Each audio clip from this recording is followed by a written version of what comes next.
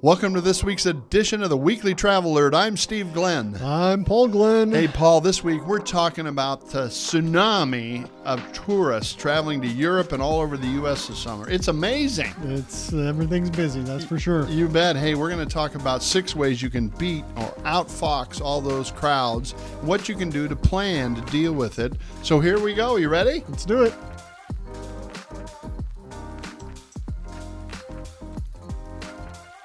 All right, number 1, no more go with the flow. Okay, make reservations in advance. I'm a go with the flow guy. Okay, travel by the seat of my pants, more like that, huh? But anyway, the planes are full, hotels are full, attractions are full. You can't just go with the flow. You got to plan.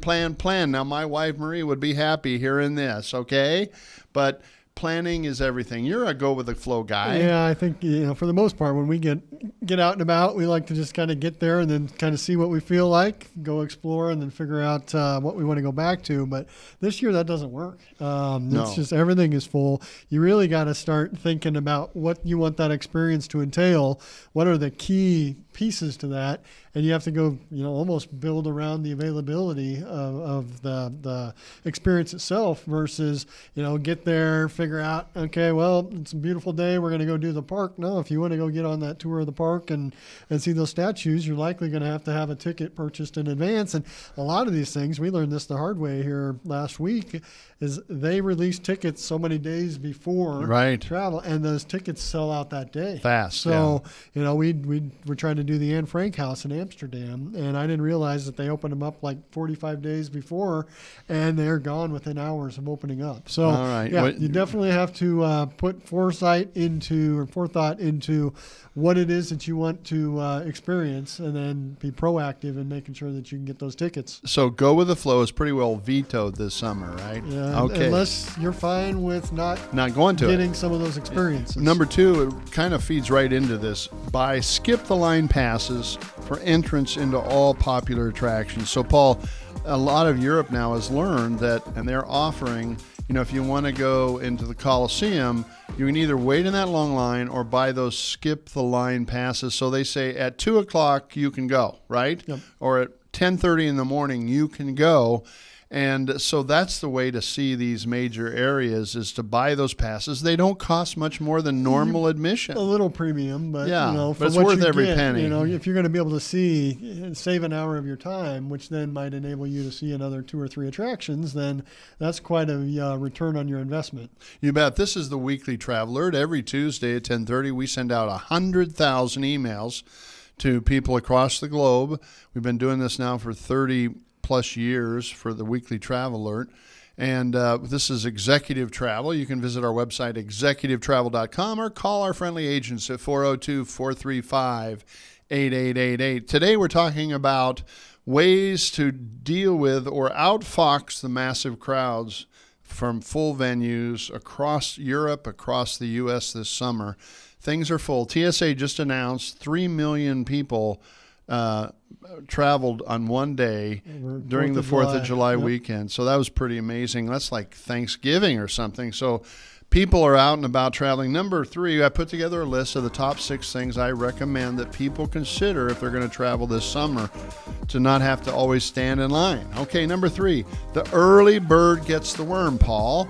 And what this means is, think about it, when you're traveling into Europe, okay, travelers usually like to sleep in a little bit. It's their vacation time, vacay, right? Going from here, there's a 7-hour, 8 hour time difference depending upon where you're going. So, that's significant. And actually, one of the things you really need to think about if you want to be able to go down this thought process is starting to adjust your sleep schedule before you take off. Yeah, great idea, but I can't do that. It's tough. It's one of those things that's much easier said than done. You bet. So what I'm suggesting with this early bird gets the worm is get up early when you're in Europe, like 7 o'clock, eat, right? Get out at 8 o'clock, hit the tourist traps, because you've got a 2 or 3 hour window where the tourists aren't going to be up yet. Before the lines. So the early bird literally gets the worm. So do your tourist stuff in the mornings. The earlier the better.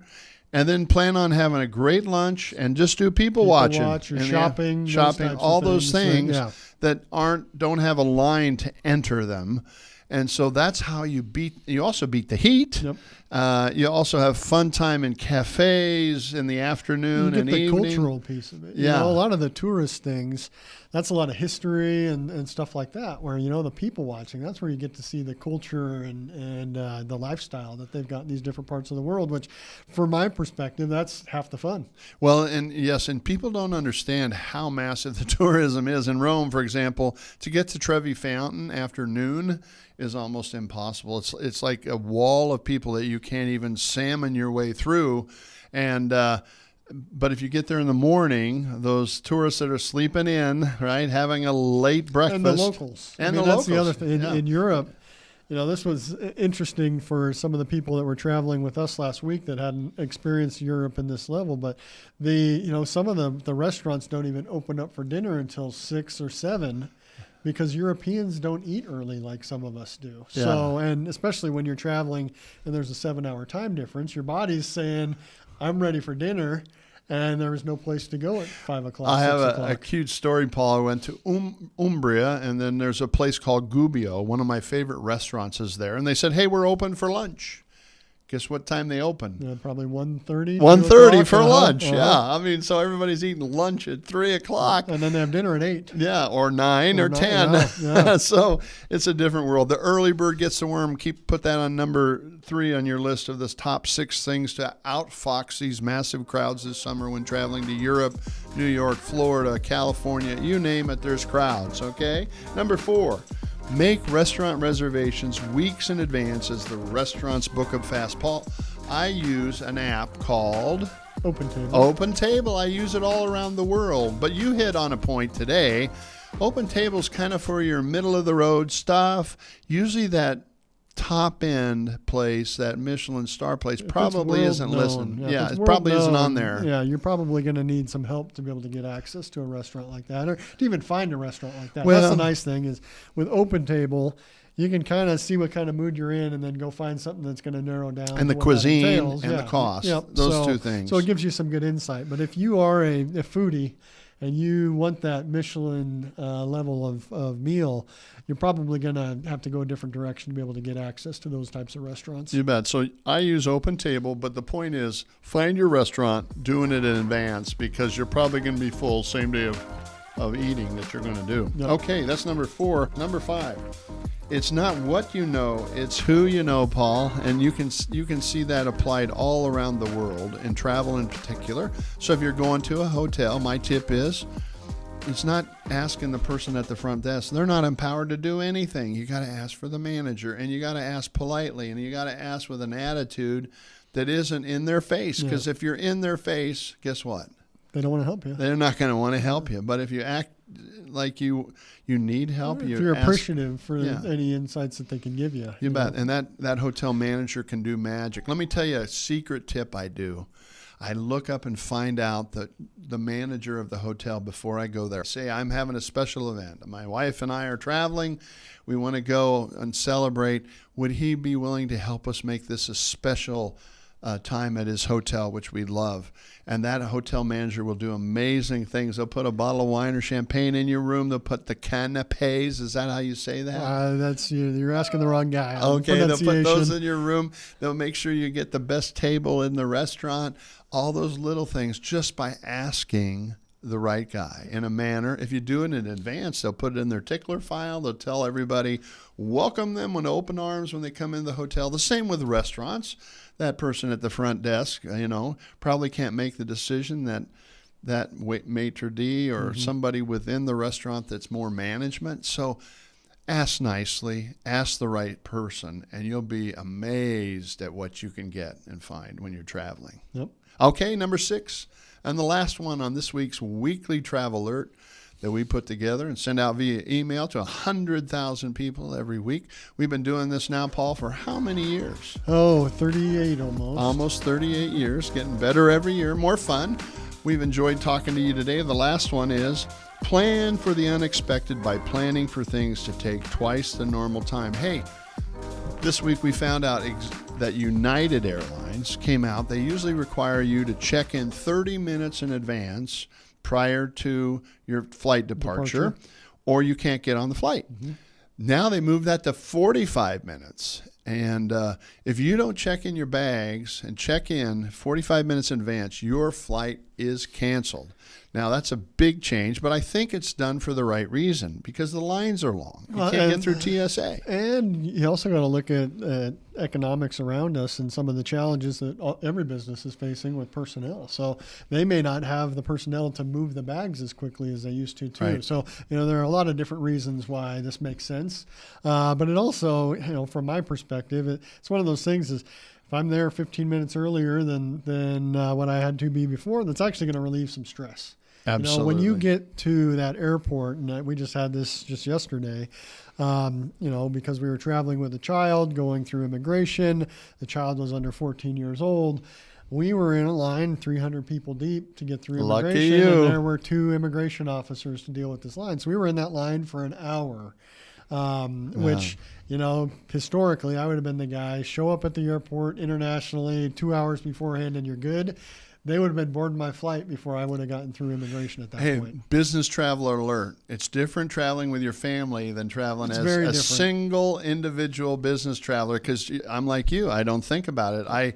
I carry on my luggage. I don't check my luggage. Guess what happens when I travel as a family? Yeah, you've got checking on luggage. I hate to check on luggage, okay? Now, admit it. How much extra luggage did you take to Norway on your cruise? 50% more? Yeah, definitely. We didn't wear 50% of what we had. Luckily, that was because the weather was ideal.